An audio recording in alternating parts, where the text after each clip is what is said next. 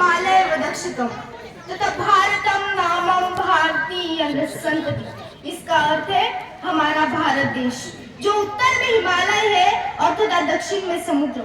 और इस भारत देश में रहने वाले हम सभी भारतीय यार होते हैं। नमस्कार। यह उपस्थित मानवों एवं उपस्थिति शक्ति में सोनाली दत्त के साथ है आप सभी के समक्ष पेट्रोलिज्म एंड नेशन बिल्डिंग इस विषय पर अभिव्यक्ति हेतु उपस्थित। पेट्रोलिज्म आखिर राष्ट्रभक्ती क्या है? महाराज आधी लग्न कोंढाण्याचं रिमक माझ्या रायबाचं, जब तानाजी मालुसरे छत्रपति शिवाजी महाराज का स्वराज सपना अपने कदों पर उठाते हैं, वो है असली देशभक्ति। जब शमशेरजी टाटा देश में रोजगार के सृजन हेतु अपनी स्वयं की संपत्ति समर्पित कर देते हैं, वो है असली देशभक्ति। एक देशभक्ति कोई ऐसी बहुत बड़ी संज्ञा नहीं है। देशभक्ति सिर्फ नेशन फर्स्ट सेल्फ लास्ट एक भावना है।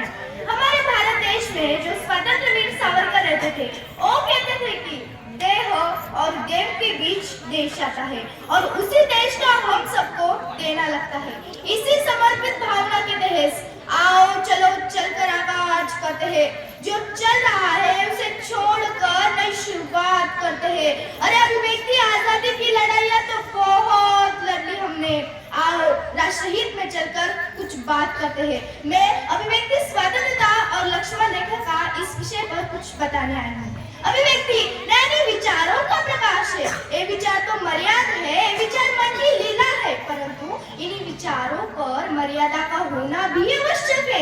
इन्हीं विचारों पर प्रकाशन भारतीय संविधान तथा लोकतांत्रिक व्यवस्था ने अनुच्छेद 19 के तहत हमें अभिव्यक्ति स्वतंत्रता का मौलिक अधिकार दिया गया है।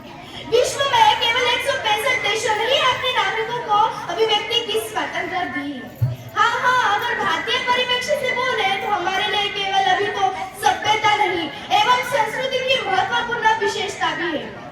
हाँ, इस योग्य में समझना आवश्यक हो गया है कि अभिव्यक्ति की स्वतंत्रता यानी सत्य से विद्रोह नहीं। जहाँ स्वतंत्र पूर्व भारत के पत्रकारों ने अपनी कलम की तलवारों से हमारे नागरिकों को जागृत किया था, वही किसी न किसी एक धार्मिक विचारों पर कठपुतली बन चुके हैं।